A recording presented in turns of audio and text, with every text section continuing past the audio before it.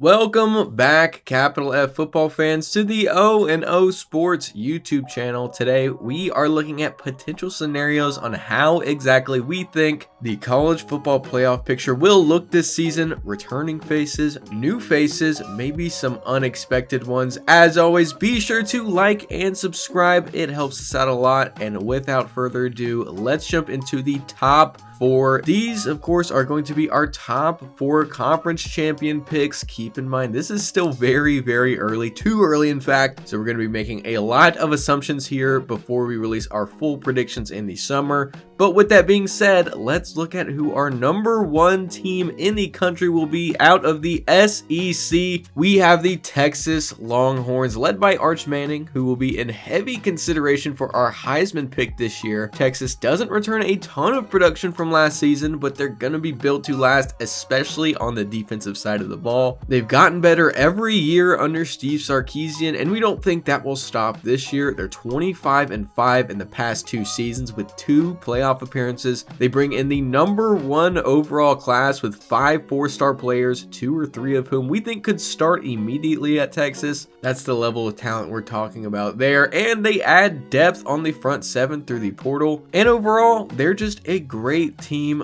great roster, great leadership, and that's why we have them at number 1. And next up, out of the Big Ten, we have to go with Oregon here. Maybe controversial, seeing as the reigning national champions are also going to be strong this year. We just absolutely love what Lanning has done through the portal this year. They have the 4th highest rated portal class this year, but in terms of talent, they brought in the best portal class by far, sitting at a rating of 88.9 according to On3 Sports. The next closest is LSU at 82.8 for reference, and from that class, they'll likely have one of the best offensive lines and running back duos in the sport next season. Their defense was already very good, and they added 3 all Big Ten caliber defensive backs to make that unit potentially the best overall in the country. They bring in a few more impact players out of the portal and some potential big impact freshmen out of high school. And the 2 most important things on top of that are, 1, Dan Lanning is their coach, and like Sark, they've taken major steps forward as a program every year under him. And 2, we trust that even though Dante Moore struggled early in his college career, he picked a great system to develop his abilities in,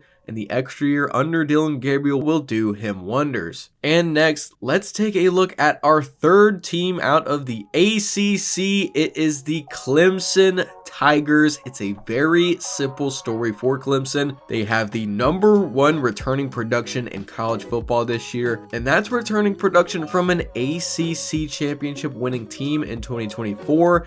Cade Klubnik is back after having a great statistical season last year, and his last step in his development as a quarterback is whether or not he can consistently make the big plays. We think it's very possible. They bring in a small high school class because of the talent they have returning, and they bring in a couple of really great plug and play guys to fill holes in a defense that should be among the top 5 in the country this year under new defensive coordinator Tom Allen. And for that, we think Clemson is our 3rd ranked team. And last of our conference championship picks out of the Big 12, it's going to be the Iowa State Cyclones. Maybe a bit controversial, seeing as another team just beat them in the championship game last season, but we really like what Matt Campbell has been building over there, and we like what they have to offer on offense just a little bit more than some of the other Big 12 teams at this point. They retain Rocco Becht, who has been making strides as Iowa State's quarterback 1. They bring back both of their leading rushers from last season, and they keep a lot of their offensive line intact. They do lose their 2 star wide receivers, which is where the drop in returning production on offense comes from, but they replace those guys with 2 great transfers. And most importantly, in our opinion, we trust that defense. Coordinator John Heacock is entering his 10th season as the Cyclones defensive coordinator, and although they've dropped off the past few seasons, they've hovered around a top 40 to top 50 defense in the past 3 seasons, and we think with the talent they have, they're definitely capable of course correcting and getting back around there this season. And so far, this is what our bracket looks like after the top 4. A lot different than last year's, but a lot has changed, so it does make sense. Following on into our at-large bids, we have the Ohio State Buckeyes at 5. We think this would mean the Buckeyes lose in the Big Ten title game. We think this happens for a couple reasons. One, they lose a good chunk of talent and production on both sides of the ball this year, which for them isn't a huge deal. They have plenty of talent to reload with. But our second reason is that we just haven't seen how good Julian Saint can be yet. The sky is the limit for him. He looks like a future superstar, a very talented prospect, but we just don't have the ability to look at his resume like we did Will Howard last year. We don't even know 100% if he will be the starter next year. That's just an assumption for now, but they do keep their superstars in Caleb Downs and Jeremiah Smith. So we think with a solid reload around them, the Buckeyes will stay in the national title picture. And next, following the same trend, we have the Georgia Bulldogs at 6 for essentially the exact same reason. They lose a lot, have the ability to reload, but just can't really trust Gunnar Stockton as the guy just yet. Didn't look great in the games he played in this year, but he was also a very highly rated recruit coming out of high school, and he could easily be a top 5 to top 3 quarterback in the SEC next season if everything goes right. We're just not super confident in that happening, in all honesty, but again, with a strong reload around their most talented guys, they will most definitely be in the title picture as well. And next at number 7, we have the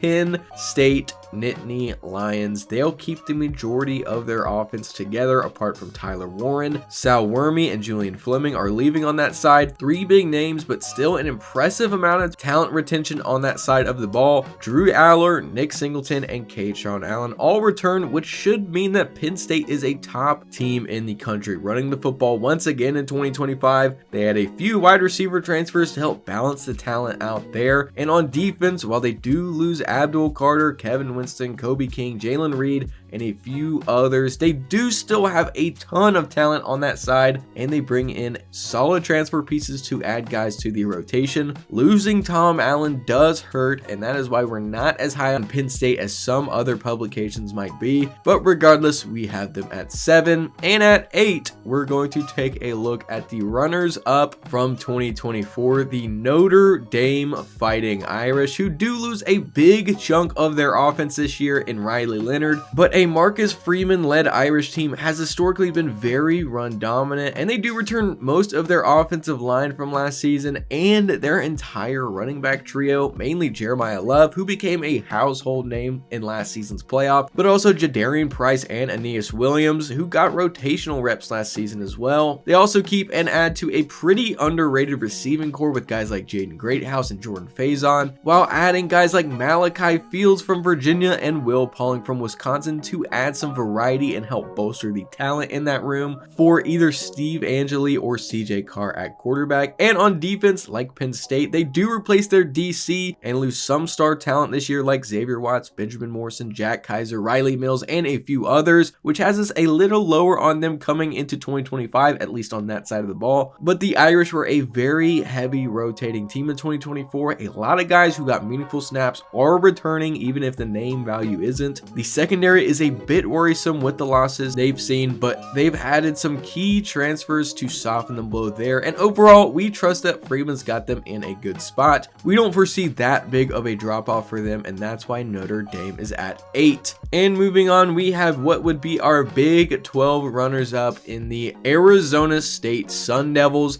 And pretty easily put, we like the Sun Devils this year, but just not as much. It feels like a bit too reactionary to just completely leave them out of this list at this point. But when you lose a guy like Cam Scatabo, your MVP from last season, it's hard for me to truly believe that you're going to be as good in 2025. We're talking about 1,700 rushing yards and 21 touchdowns worth of production gone. And while they did find a solid guy to replace him in Kanye Udo, there really is no such thing as actually replacing a guy like Scatabo. We love Kenny Dillingham. We think he'll have his guys at the top of the Big 12 picture once again. We like Sam Levitt as well, although the offense will truly be squarely on his shoulders for the first time in his career. We just don't think the Sun Devils are a team who's built to go back to back in the Big 12 just yet. We have them at 9, which we feel is fair for a one step back kind of season, but if Sam Levitt is really the guy a lot of people seem to think he is, they could easily be higher up the list come December. And moving into our final 3 spots at 10, we have the UNLV Rebels. Now, while they do lose essentially 3/4 of their team from last year, they do bring in Dan Mullen as one of the best hires from this offseason in our opinion, and he brings in quite the haul out of the portal, including guys we think are splash hits at the group of 5 level like Alex Orji and Anthony Calandria at quarterback, JoJo Earl and Troy Amiri at wide receiver, and an almost entirely new offensive line chocked full with former G5 starters and Power 4 rotation pieces, which is the same on defense. And depending on which way they go offensively, I could see them being an absolute unicorn team, having Calandria as their main starter at quarterback and then packaging in Orji in an option role with the plethora of skill position talent they bring in as well. We think UNLV could be a 10, 11, 12 win team this year in the Mountain West, and we think they're your group of 5 representatives in the playoff this year. And for your final 2 Power 4 teams at 11, we have the Alabama Crimson Tide, a year removed from a disappointing 9-4 finish. Kalen DeBoer is coming off of his first full season with the program, and if you didn't already know, we love him as a builder. And on top of that, Alabama doesn't lose all that much. Of the names departing from the program, we have Jalen Milroe, Jahad Campbell, Tyler Booker, and Malachi Moore, which with all due respect are all replaceable guys in our opinion with the talent level Alabama will have this year and for the foreseeable future. And we absolutely love Kalen DeBoer's ability to develop quarterbacks, so while we still aren't completely sure on which of their 3 incoming quarterbacks will take the field come September, we can say within reason that they'll be a good, solid starter at the very least, and potentially a star at best. Like we said, the rest of the team is still relatively the same with a few transfers plugged in at key positions, and they still have their superstar Ryan Williams to take pressure off of whoever gets to start at quarterback this year. And rounding out our list at 12, we have the Miami Hurricanes. It wouldn't be a Carson Beck led team without a little bit of off the field drama to start off this offseason, but regardless, we're very high on him in this role. We don't think he'll necessarily be the second coming of Cam Ward, but we think moving to an offensive centric conference like the ACC will take a lot of the pressure off of him to deliver on every snap. They keep their offensive line intact for the most part, who played a big factor in Cam Ward's meteoric rise this year, which is even better for Beck. They'll have no issue with skill talent, and defensively, while we don't think they'll be a top 25 defense this year, we could see them making a slight improvement as they do add a lot of depth and retain star players in Wesley Bissainthe and Ruben Bain to hold down the front 7, and they add key secondary transfers to help bolster that unit. Overall, we think Miami will be a very similar team as they were last year, but we think they eke into the playoff this year, and that's why they are rounding out our list. And with that, thank you for watching. As always, be sure to like and subscribe if you did enjoy it. It helps us out a lot, and we will see you in the next one.